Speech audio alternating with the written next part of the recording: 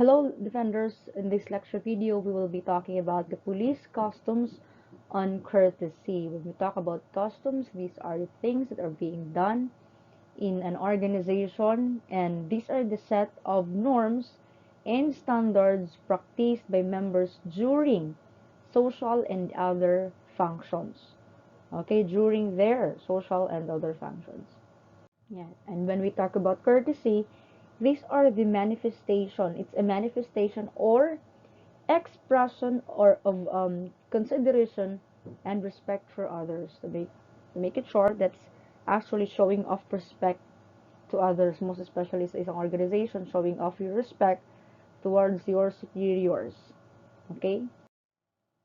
So very simple. We're just gonna be talking about here first and foremost. Number one, salute.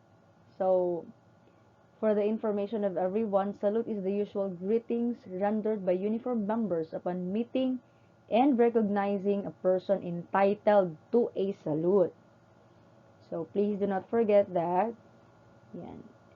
Entitled to a salute. Para dun sa mga hindi naman natin pwede sabing deserving, but those who are entitled to it, no? Lalong-lalo na yung mga tinutukoy nating mga superiors natin. No, they are the one who are entitled for or entitled to salute or to have this kind of gestures of respect. Tinatawag nating salute. Ito din yung tinatawag nating polite recognition or acknowledgement, no? Especially one made to or by a person when arriving or departing. Yan. How it is being done, the person has to raise his arms in a triumphant salute. Yan. Next, ito, salute to national color yan, and standard. No, members stand at attention and salute the national color, referring to the flag, and standard as they pass by them or when the national color is being raised. You know, di ba? Have you noticed that during every kind of ceremonies, for example, graduation, yung mga nakikita yung as simple as ceremonies like that. When national color is raised or lowered during ceremonies, you have to render salute to that national color and standards. So these are the police customs and courtesies. Sabi ko pa nga kanina from the very start, pag sinabi natin police customs, these are the things and duties lalong-lalo na referring to courtesies that must be done by the PNP members. Yan, tawag dyan, when you're going to salute for whenever it is being lowered or raised, yung national color, you have to render salute to it. Ito next, address or title. This one naman is just referring to a junior rank address senior members who are entitled to salute with word sir and ma'am. Ibig sabihin, in this part about the address and title, the junior has to address the senior by kasi seniors are those who are entitled to salute by what? By saying with the word sir or ma'am. All police commissioned officers shall be addressed sir or ma'am by police non-commissioned and non-commissioned personnel. Pag sinabi kasi nating police commissioned officers, these are a high-ranking police officers, mga matataas ang rango.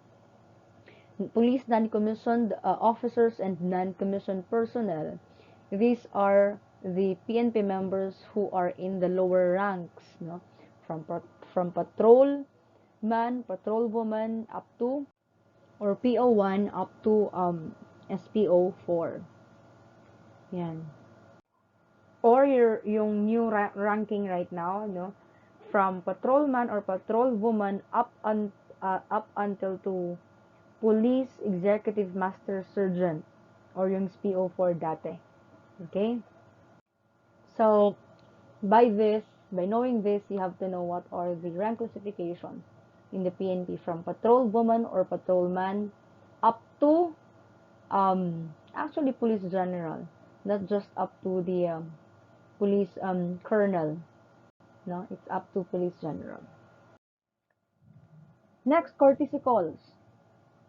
Now, here are the following. The following are the customs on courtesy calls. Actually, we have here five. The courtesy call for newly assigned or appointed member, the Christmas call, the New Year's call, the promotion call, and the exit call in the last part. Let's talk about courtesy call first for or of newly assigned or appointed member.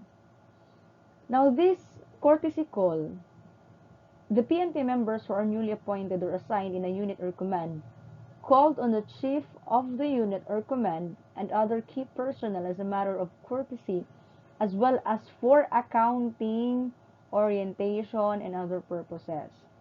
Accounting, no? So that whatever uh, duties that he is going to render as one of the newly member, it will be accountable also as one added to the team member of the police team in that particular municipality or city. Okay? Christmas call naman, next is the PNP members pay Christmas call on their local executives in the respective areas of responsibility. Okay? Those police officers who chose to conduct duty. So, may mga tinatawag tayong New Year's breaker, Christmas breaker, those who decided to be off during New Year, um, they're going to render their service during Christmas kasi they cannot both be uh, absent or not available during the both yung mga malalaking okasyon that wherein their assistance is very very needed the most. Same as New Year's call, PNP members pay attention or pay a New Year's call out on their commanders and key officials in their respective areas of responsibility. Kapag tinatawag sila, they're going to render their service since there are already others who have rendered their service during Christmas, who had already Christmas calls. Yan. Promotion call. These are for newly promoted PNP. Yan. Members who are being called on their unit head. In this occasion naman, they are usually given due recognition and congratulations by their peers for such a deserved accomplishment na na-achieve nila. Okay? Promotion call tawag siya. Exit call, it's not just courtesy call for newly assigned. May tinatawag din pala tayong exit call. When we talk about exit call, PNP members pay an exit call on their superiors in the unit or command when relieved or reassigned out of the said unit or command. Again, this is actually also in respect, of course, to the opportunity and a kind of learning that you have learned and accumulated and assimilated from the station that is being headed by that particular commander of yours. Another kind of courtesy. Yan, courtesy of post. This means that the host unit extend hospitality to visiting personnel who pay respect to the command or unit. Okay, they try to extend their respect or being hospitable to those who paid respect to their station. Kumbaga, they are extending um, their kind of being hospitable in hospitality sa mga PNP members or personnel who really pays huge respect dun sa kanilang unit. And lastly, and most importantly, rank has its own privilege, no? Lahat ng PNP members, all PNP members has to recognize and know that the practice, recognize the practice that different ranks carry with them corresponding privileges. Hindi dapat ito nakakalimutan ng isang miyembro ng isang PNP organization. Why? Because sometimes they find it so envious seeing other privileges of these officers, knowing naman that these officers deserve such privileges because that particular police officer is in that kind of rank classification which has aligned privileges na nakikita niya na meron yung PNP officer na yon. So you have to recognize and practice that lahat ng mga ranks is carrying different kinds of privileges. Okay? So long as it's aligned to what is being stated talaga. Okay? To avoid any future problems and so on. That's all for this lecture video about police customs on courtesy. Thank you.